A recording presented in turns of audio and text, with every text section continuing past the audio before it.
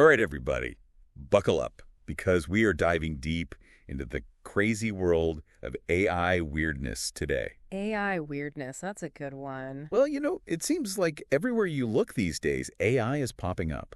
It really is. It's really everywhere. And it's not always as smart as it seems, right? Yeah, you're right. The hype is definitely outpacing reality in a lot of ways. So that's what we're talking about today, how AI really works. That and where it stumbles, because it doesn't always behave quite how you'd expect. Exactly. So to help us unpack all of this, Yeah. we're going to be drawing on the work of Janelle Shane. Oh, Janelle Shane is great. Have you heard of her? I have. Yeah, she's an optics researcher, but she's kind of become this AI myth buster. I love that, the AI myth buster. I like it. She digs into all the strange, quirky, and often hilarious stuff that AI comes up with. And she shares all of her insights, all of her findings on her blog. Which is also called AI Weirdness, by the way. Of course it is. What else would it be called? Right. And she has a book. It's called You Look Like a Thing and I Love You. Yeah, and even the title kind of gives you a sense of what we're dealing with here, right? It does. Like AI can be great at mimicking patterns, but when it comes to actual understanding... Yeah, it's not always quite there. Not always there. It misses the mark. So, okay, for those who haven't really, gone down the AI rabbit hole yet, remember those early AI recipe generators? Okay, I remember those. Like the one spitting out instructions like, add 3 tablespoons of chopped water? Chopped water? I mean, where do you even find that? Right. What is that? It just doesn't make any sense. Those were some classics, though, weren't they? Oh, yeah. But, those head-scratching moments actually tell us a lot about how AI thinks, or how it processes information, I should say. Yeah. It's not really thinking like we think. It's more about manipulating language based on patterns and data. So it's not that it understands that chopped water isn't a real thing. Exactly. It's just following the patterns it's learned. Like that time I tried to get an AI to write me a song. Oh, yeah. And it rhymed orange with door hinge.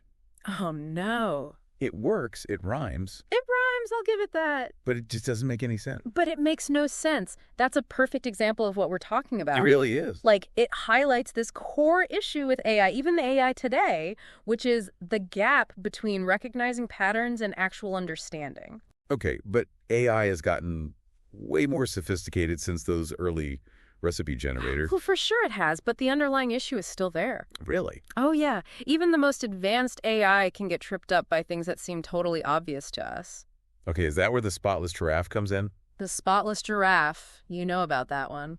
I read about it on Janelle Shane's blog. It was fascinating. Oh, yeah, that's a good one. So, for anyone who hasn't heard this story, what happened? Okay, so a spotless giraffe was born, which is already incredibly rare. And when AI systems tried to identify it, they couldn't compute it. They just kept insisting that it had spots. Wait, they were adding spots that weren't there? They were, because spotless giraffes are so uncommon. There are very few pictures online.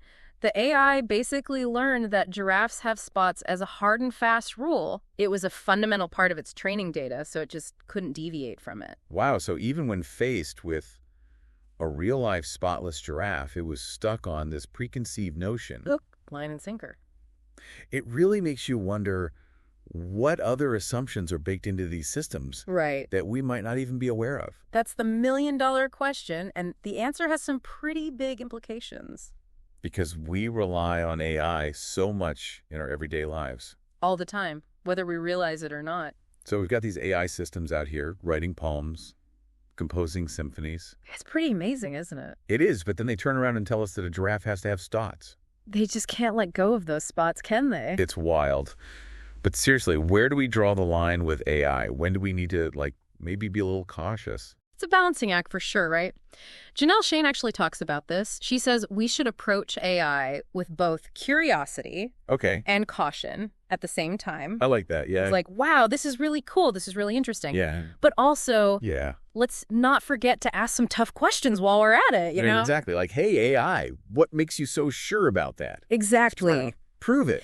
We have to remember that even at its absolute most advanced, AI is still a tool. Okay. And just like with any other tool, it can be used in ways that are really effective, really helpful. Right. But it can also be misused. Yeah. So it's not about, throwing the whole thing out. No, not at all. It's about being smart about it. You know? It's about being savvy users. Yeah. Understanding both the strengths and the weaknesses. And one of those weaknesses that keeps coming up is bias. Oh, absolutely. It's a huge one. Because these AI systems, they learn from data, right? Massive amounts of data, yeah. But that data, it's not always neutral. You're right, and it can reflect all sorts of societal biases. Even if it wasn't intentional. Right. Even if it's unintentional, those biases can creep in. So, like, if an AI system is mainly trained on pictures of, say, a certain type of person.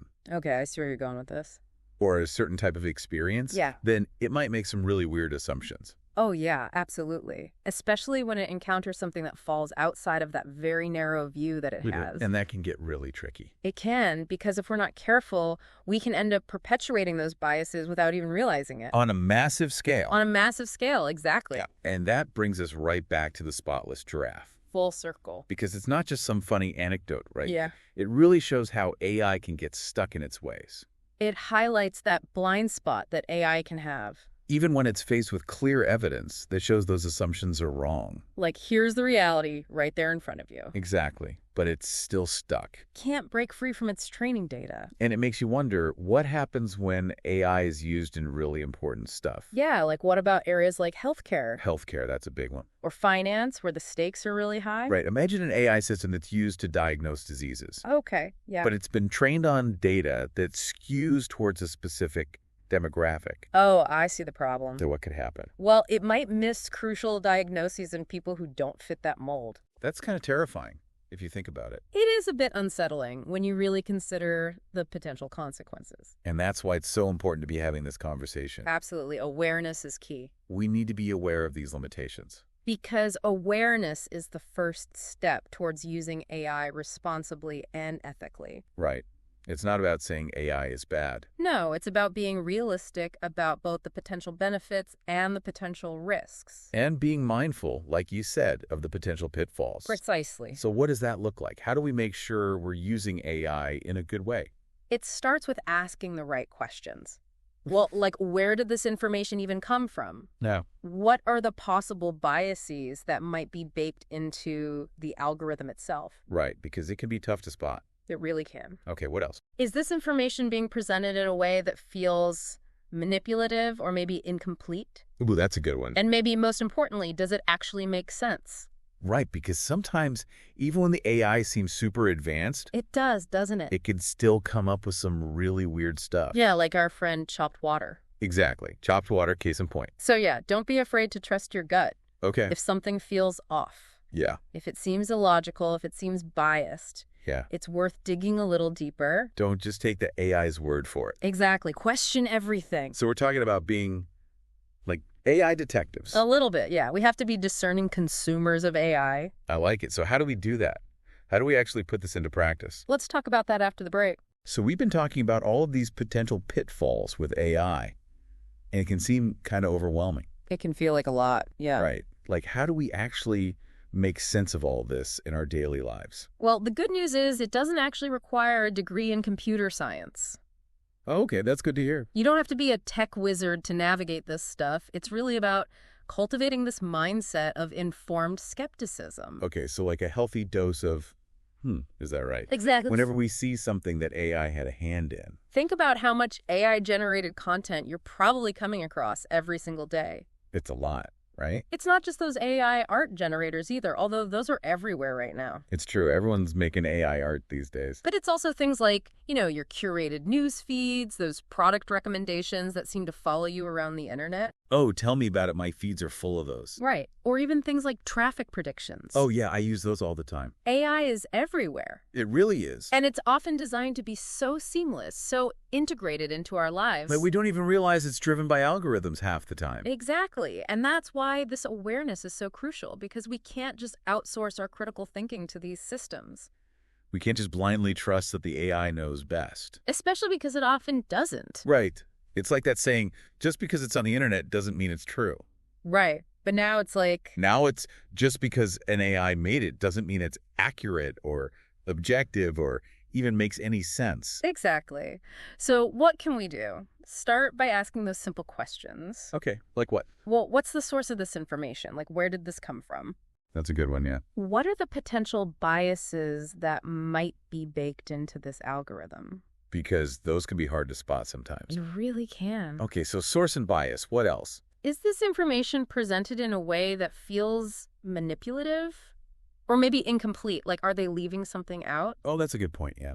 And maybe most importantly, does it actually make sense? Right. Because sometimes, even when an AI seems really, really sophisticated, It can seem that way, can't it? it can still produce some really weird, wacky stuff. Yeah, like our old friend chopped water. Exactly. Chopped water. Don't forget the chopped water. Never forget. So trust your gut on this stuff if something feels off. Yeah, if it just doesn't sit right. If it seems illogical, if it seems biased, Don't be afraid to say something. dig a little deeper, do some more research, question what you see. Be an AI detective. Exactly. I like that. So we've got to be savvy users of AI, Yeah. and we've got to be aware of its limitations. It's about being engaged citizens in a world that's increasingly driven by algorithms. Oh, and it's about asking questions, looking for those biases, and remembering that AI, for all its power, is still just a tool. A tool that we control, not the other way around. This has been such an eye-opening conversation, Yeah. and I think the biggest takeaway for me is that AI can be both amazing